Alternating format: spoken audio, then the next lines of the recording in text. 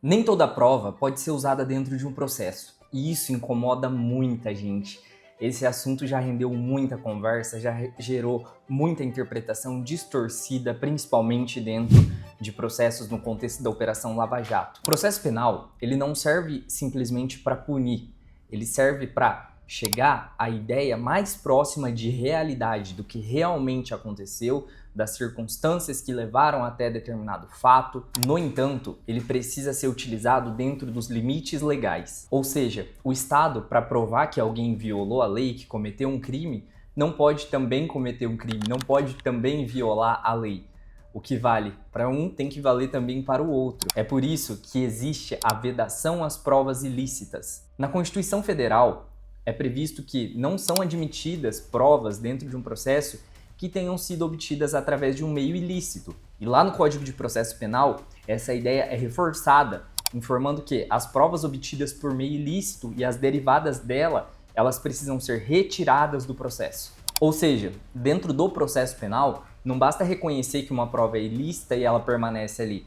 A partir do momento que é reconhecido que aquela prova é ilícita, todas as provas, ela, assim como todas as provas derivadas dela, precisam ser retiradas dos autos.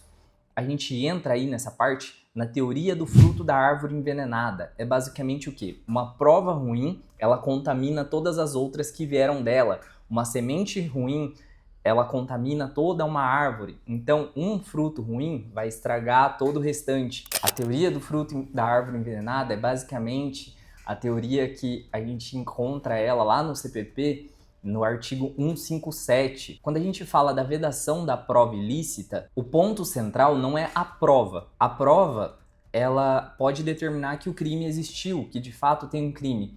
Mas a questão que a torna ilícita e que por muitas vezes faz com que pessoas que deveriam ser condenadas acabem não sendo condenadas é o método pelo qual aquela prova foi adquirida. Ou seja, o sistema ele tem que manter a legalidade.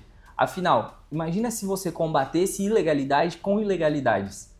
Não faria o menor sentido. Seria o Estado condenando aquilo que ele mesmo estaria fazendo. Falando de um ponto de vista mais técnico, mais teórico, a doutrina ela vê a prova ilícita como um gênero.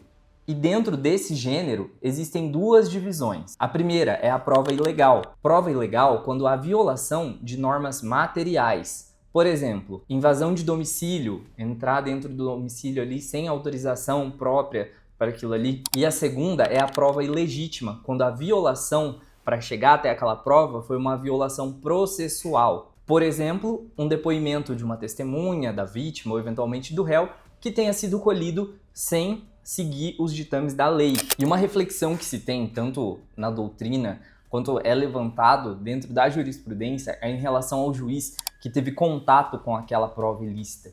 Porque, embora a gente possa pedir a retirada, e é feita a retirada, né, de uma prova adquirida de maneira ilícita dentro de um processo, o juiz já viu aquilo ali. Não vai ter como ele desver, não vai ter como entrar dentro da cabeça dele propriamente e retirar essa informação de lá. Essa informação já está na cabeça dele.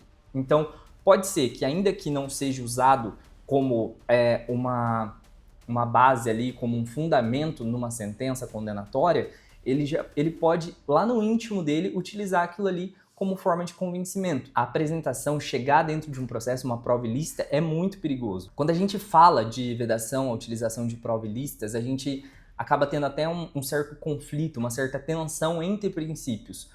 A ideia de um processo penal é chegar o mais próximo de uma verdade. No entanto, a gente não pode, para chegar até essa verdade, violar princípios básicos, violar direitos fundamentais. E quando a gente pensa sobre isso, acaba gerando uma questão de proporcionalidade, uma ideia mais prática disso na prática. Por exemplo, você sabe que uma pessoa cometeu diversos crimes, ela é extremamente culpada pelo aquilo ali. No entanto, você imagina que a colheita de provas lá no início, ela foi feita de maneira inadequada e aquilo ali tudo vai ser anulado.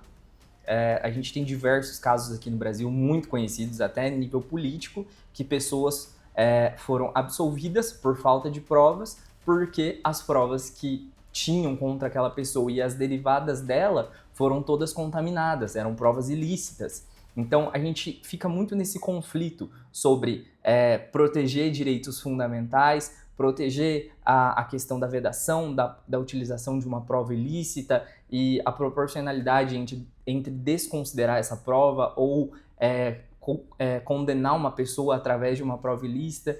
É um debate, é um embate, na verdade, que acaba gerando muita dor de cabeça dentro do judiciário. Prova ilícita não é uma mera formalidade, assim como eu sempre falo, é um princípio, é uma norma que ela atua dentro da esfera de freios e contrapesos dentro do Estado, para que o Estado tenha seus limites, não use de abusividades. Em contrapartida, essa teoria da prova ilícita, ela, do ponto de vista, não do ponto de vista técnico, do ponto de vista humano, ela divide muito mesmo opiniões, gera muito debate, porque por muitas vezes a pessoa é culpada de uma situação e ela não pode ser condenada porque a prova é ilícita. Espero que você tenha gostado desse vídeo, curta, comenta, compartilha e se inscreva no canal.